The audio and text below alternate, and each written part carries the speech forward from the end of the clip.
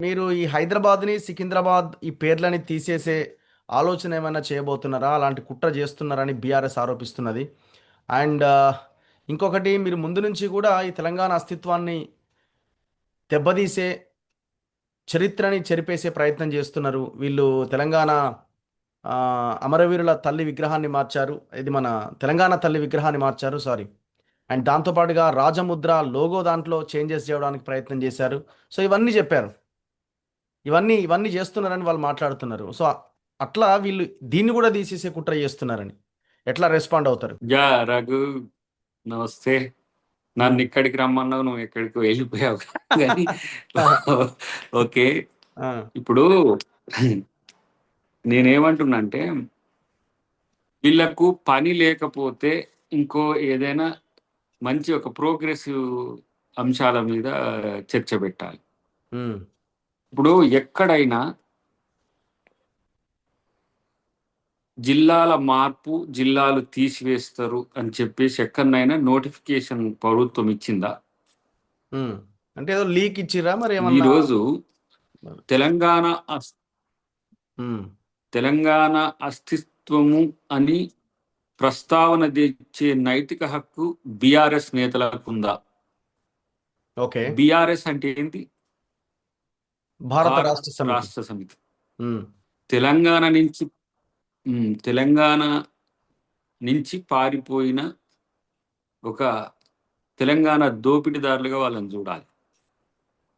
తెలంగాణను దోచుకున్న తర్వాత ఇక్కడిది చాలా ఇంకా పెద్దగా కావాలని చెప్పేసి భారతదేశంలో గుణాత్మక మార్పుకై చేసి భారత రాష్ట్ర సమితి అని తన పార్టీలో నుంచి తెలంగాణను తీసేసిన వాళ్ళు తెలంగాణ అస్తిత్వం గురించి మాట్లాడుతుండ్రా? హ్మ్. ఆ నైతిక హక్కు ఉందా? ఓకే. కాబట్టి ఇవాళ జిల్లాల మార్పు అనేది గతంలో ఉద్యమ కాలంలో ఒక చర్చ ఏముండే అంటే, పాత పాత కాదు 17 జిల్లాలను చేసుకుంటే ఎంపీ కాన్స్టిట్యున్సీల వైజ్గా మనం హ్మ్. 17 జిల్లాలు చేసుకుంటే బాగుంటది పరిపాలనకు కూడా. ఎంపీ ఒక సెగ్మెంట్ అవుతుంది, ఎంపీ సెగ్మెంట్ లో ఉన్న 7 ఎమ్మెల్యే కాన్స్టిట్యున్సీస్ ఒక దాంట్లోనే వస్తాయని చెప్పి ఒక ప్రయత్నం అప్పుడు చేసినాం. హ్మ్. ప్రయత్నం అంటే చర్చ. ఏముంది, అప్పుడు ప్రభుత్వం మనం లేం కానీ ఓకే. ఇట్లనే జేఏసీలో చర్చలు చేసేటప్పుడు, లేకపోతే టీఆర్ఎస్ ఆయన మాట్లాడేటప్పుడు, ఇంకెవరో మాట్లాడేటప్పుడు ఇట్లా చేసుకుంటే మంచిదని ఒక చూచా అభిప్రాయం అప్పుడు ఉన్నాం. హ్మ్. మనోడు 33 జిల్లాలు ఏ ప్రాతిపదికన చేసిండో చెప్పిండా? ఎవరికైనా చెప్పిండా? ఇలా తుంగతుర్తే చూడు, ఇప్పుడు 3 జిల్లాల్లో ఉంది. హ్మ్. అట్లా కొడంగల్ అంతే, అవును. గద్వాల అంతే. ఇట్లా మీరు చూసుకుంటే కొన్ని నియోజకవర్గాలు 4 వాటిలలో ఉన్నది కూడా. నేను నేను పనిచేసిన జనగాం జిల్లాలో ఇప్పుడు మన పాలకుర్తి హ్మ్. ఎన్ని, దాదాపు 2-3 అంటే ఇప్పుడు జిల్లాలలో. ఇప్పుడు ఇప్పుడు మనం అనేది కూడా ఏంటంటే మేమనేది ఏంటంటే సరే మండలాలు ఇప్పుడు మీరు అంటున్న తుంగతుర్తి ఎగ్జాంపుల్ చెప్పారు. 3 జిల్లాల పరిధిలో మీ నియోజకవర్గం ఉన్నది. సో అట్లాంటివి అశాస్త్రీయంగా ఉన్నవి శాస్త్రీయ పద్ధతిలో తేవాలి. చాలామంది డిమాండ్స్ ఉన్నాయి. 10 కిలోమీటర్ల దూరంలో ఉన్న మండలాన్ని పక్కన జిల్లాని పక్కన పెట్టి ఎక్కడో 50 కిలోమీటర్ల దాంట్లో కలిపిరన్న ఇది ప్రజల నుంచి వస్తున్న డిమాండ్సే. అది అది ఓకే. అంతవరకు ఓకే. ఇప్పుడు దాన్ని ఎవరు కాదంటలేరు. కానీ ఇక్కడ ప్రశ్న ఎక్కడ మీరు జిల్లాలను ముట్టుకోబోతున్నారు. మొన్న ఏకంగా హరీష్ రావు ప్రెస్ మీట్ పెట్టిండు. సిద్దిపేటను మారిస్తే ఖబర్దార్ అని. సిరిసిల్లను మార్చబోతున్నారని. ఇప్పుడు ఏకంగా సికింద్రాబాద్‌ని అతిపెద్ద ఇది మున్సిపల్ కార్పొరేషన్ చేయండి. సో, మల్కాజ్గిరి మీద ఫోకస్ దాని పేరుని అంటే ఇటు మల్కాజ్గిరి అనేలాగా దాన్ని ఫోకస్ చేస్తున్నారు. సికింద్రాబాద్‌ని పక్కన పెడుతున్నారు. ఆ పేర్లకు సంబంధించిన వ్యవహారం కదా ఇది. ఇప్పుడు జరుగుతున్న చర్చ. వాళ్ళకి ఏందంటే, ఇప్పుడు మున్సిపల్ ఎలక్షన్స్ వస్తున్నాయి కాబట్టి ఆ! ఈ ఈ జిల్లాల పేర్లు జిల్లాలు మారుస్తుండ్రు, సికింద్రాబాద్ని తీసేస్తుండ్రు, ఇంకో దాన్ని పెడుతుండ్రు అని చెప్పడం వల్ల హ్మ్. రాజకీయ లబ్ధి కోసం తప్పితే ఏ రోజైనా వాళ్ళు ప్రజా ప్రయోజనం కోసమో, ఇంకో ప్రజల యొక్క సామాజిక ప్రయోజనం కోసమో చేసింది ఏమీ లేదు బీఆర్ఎస్. హ్మ్. ఎప్పుడూ వ్యక్తిగత ప్రయోజనం, పార్టీ ప్రయోజనం, రాజకీయ హ్మ్. ప్రయోజనం, స్వార్థ ప్రయోజనం. ఈరోజు ఎవరైనా మల్కాజ్గిరిని సికింద్రాబాద్‌నో, లేకపోతే సిరిసిల్లనో, లేకపోతే సిద్దిపేటనో తీసేస్తా అని ఎవరైనా చెప్తుంటాం. మనం చేయబోతున్న పని ఏంది?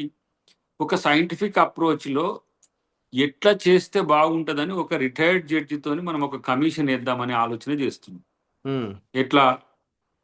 ఒక జిల్లా 2 నియోజకవర్గాలతోనో, లేకపోతే 15, 20 మండలాలతోనో, ఒక హ్మ్. జిల్లా 7 నియోజకవర్గాలు. ఇప్పుడు రంగారెడ్డికి నేను మొన్న జిల్లా అధ్యక్షుడిని దాంట్లో ఇన్ఛార్జ్ చేసిండు కదా! అవును. 7 నియోజకవర్గాలు ఉంటాయి. ఉమ్, అతిపెద్ద జిల్లా అది. అటు అక్కడ ఏంది మన మహబూబ్నగర్ జిల్లా అటు ఏంది ఆమన్గల్ ఆ ఏరియా వరకు వస్తుంది అది. ఓకే. ఇటు చేవెళ్ళ నుంచి మొదలు పెడితే అంటే ఉమ్, కొన్ని జిల్లాలు పెద్దగా, కొన్ని జిల్లాలు డెమోగ్రఫిక్ గా, జాగ్రఫిక్ గా అంటే భౌగోళికంగా విస్తీర్ణంలో పెద్దగా ఉన్నాయి. ఆ, జనాభా ప్రాతిపదికన కూడా పెద్దగా ఉన్నాయి. కొన్ని చిన్నగా ఉన్నాయి. ఓకే. ఇప్పుడు ఇట్లాంటి వాటిని మనం ఏ విధంగా చేస్తే బాగుంటుందో ఒక ఆలోచన చేద్దామని ముందు పెడితే ఉమ్, ఇంకా ఆయన కూర్చొని సిద్దిపేటలో ఆయన సిగ్గు లేకుండా ఆయన సిద్దిపేటను తీసేస్తారని అంటాడు. ఉమ్, ఈ ఈయన ఉండే సికింద్రాబాద్ లేపేస్తే ముక్కలు ముక్కలు చేద్దామని మానవుడు అంటాడు ఇది తలసాని. ఆ, ఇగో ఇంకో ఈయన పోయి మావునారు పోయి నారాయణ ఖేడ్ని తీసేయి చూస్తాం. అరే ఉమ్, తీసేస్తామని చెప్పింది ఎవర్రా బాబు, మీకు అసలు అర్థం కాదు. ఉమ్, ఉన్న వాటిని మరింత వాటిని ఎట్లా ఎంపవర్ చేయడానికి మనం ఎట్లా కేంద్రీకృతంగా ఉండాలి.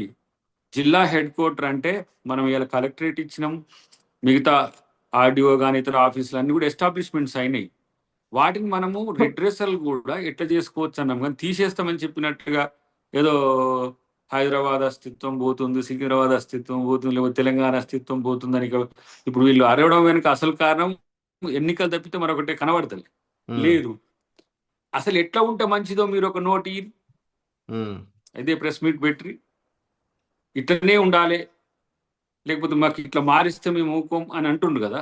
ఉమ్, ఇలా మేము మార్చేయడానికి ప్రయత్నం చేస్తున్నామన్న ప్రచారం వెనుక ఉన్న కుట్రేమ రాజకీయం అయితే, మార్చకుండా వాటిని ఏ విధంగా అదనపు జిల్లాలు కూడా తేవాలని ఒక ఆలోచన ఉన్నట్టుగా నాకు కనిపిస్తున్నది. ఎందుకంటే మొత్తంగా ప్రభుత్వ పరిశీలనను మనం గమనిస్తే ఇంకా 1, 2, 3 కొత్త జిల్లాలు వస్తేనే మంచిది అన్నట్టు మనం చేస్తాం. మేము తీసేస్తామని అంటారు. ఉమ్, 33 పెట్టిన వాళ్ళు ఇంకో 3 పెట్టుకుంటే ఏమన్నా నష్టం వస్తుందా? ఉమ్.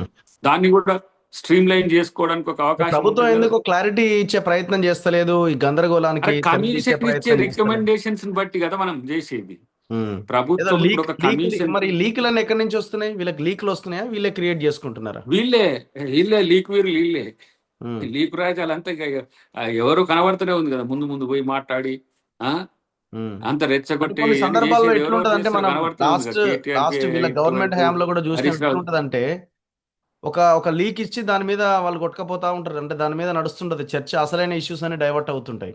ఆ ప్రయత్నం కూడా అయి ఉండొచ్చేమో, కాదా? లీక్ అనేది కాదు, నేరుగా ముఖ్యమంత్రి గారే మాట్లాడిండు, 2 సార్లు ప్రెస్ మీట్ లో మాట్లాడిండు, ఉమ్, నేరుగానే మాట్లాడిండు కదా. లీక్లేం కాదు కదా. ఎక్కడన్నా ఉమ్, మేము అది చేస్తాం ఇది తీసేస్తాం అది అట్టుంటది ఇది ఉంటది, ఇలా సోషల్ మీడియానే ఈ దరిద్రులంతా కూడా ఇప్పుడు వీళ్ళు ఉమ్, ఏమంటాము ఒక తరహా. ఇప్పుడు ఇప్పుడు వెంకరెడ్డి గారి మీద ఎట్లా ఉమ్, చేసిండ్రు అట్లనే ప్రతిదాన్ని వీళ్ళే ఒకటి క్రియేట్ చేసి ప్రభుత్వం ఇస్తున్నట్టు లీక్ ఇచ్చుడు, దాని మీద వీళ్ళే ప్రెస్ మీట్ పెట్టరు. పని లేదు కదా. ఉమ్, ఆ పని చేయాల్సిన వాడేమో పోయి ఇంట్లో పండుకున్నాడు. ఉమ్, వీళ్ళకేమో తరీకా తెలియదు, ఎట్లా మూవ్ కావాలనేది తెలియదు. ఏదో అబద్ధాలను అట్నో ఇట్నో చేసి ఉనికిని కాపాడుకునే ప్రయత్నం తప్పితే. ఉమ్, ఇంకా ఉమ్, నాకు అనిపిస్తుంది ఏంటంటే కేసీఆర్ రాకపోతే పార్టీ అటు ఇటు అయి పుసుక్కున ఉమ్. 2వ ప్లేస్కి ఏడ బీజేపీ వస్తుందో అన్న భయం పడ్డది వీళ్ళకి ఇప్పుడు. ఓకే. అందుకనే ఈ అరసుడంతా ఇదని జిల్లాలని లేకపోతే ఇంకోటి అని ఎవరికి ఏ నష్టము వచ్చే ప్రసక్తి ఉండదు. అన్నిటికంటే ముఖ్యంగా తెలంగాణ అస్తిత్వానికి ఎవరు కూడా నష్టం చెయ్యరు, చెయ్యలేరు కూడా.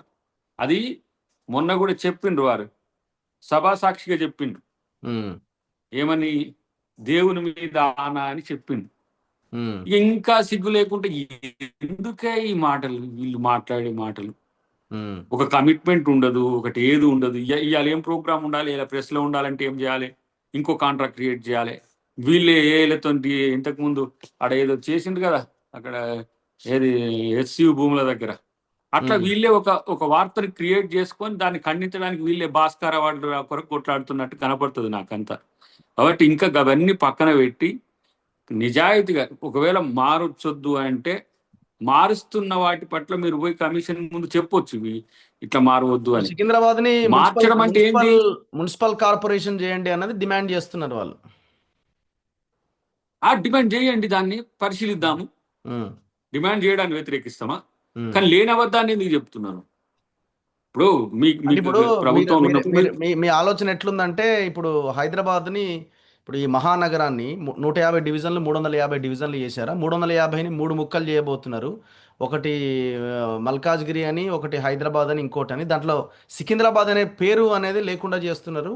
సికింద్రాబాద్ అనే దాన్ని ఇంకొక కార్పొరేషన్ సపరేట్ ఉంచాల్సిందే అన్నది వాళ్ళది, వాళ్ళ లైన్. ఇప్పుడు అర్థమై ఉంటుంది కదా మీకు. ఇంకా ఇంతవరకు అయితే సరే, ఆ, తలసాని గారు కూడా ఎక్స్ అఫీషియో ఉన్నాడు గ్రేటర్ కౌన్సిల్లో. ఉమ్, నేనేమంటున్నంటే ఎప్పుడన్నా చర్చ వచ్చిందా?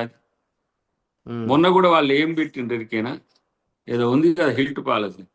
ఉమ్, హిల్ట్ పాలసీ మీద కౌన్సిల్ చర్చానికి వస్తున్నారు.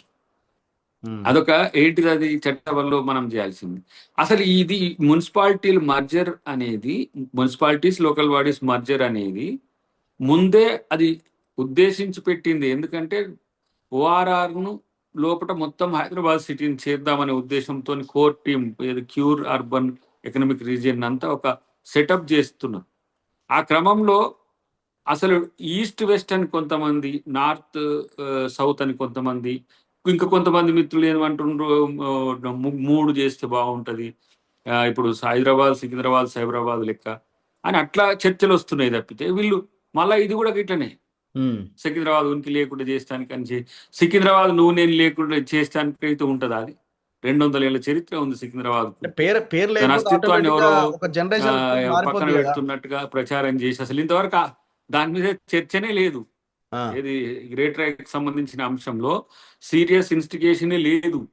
అది వచ్చినప్పుడు మీరు ప్రపోజల్స్ పెట్టుకొని ఇగో ఇట్లా ఏమంటావు, ఏమంటారు నేను అనేది ఏంటంటే ఇప్పుడు మీరు వాళ్ళు మల్కాజ్గిరి ఒకటి, చెప్పడానికి.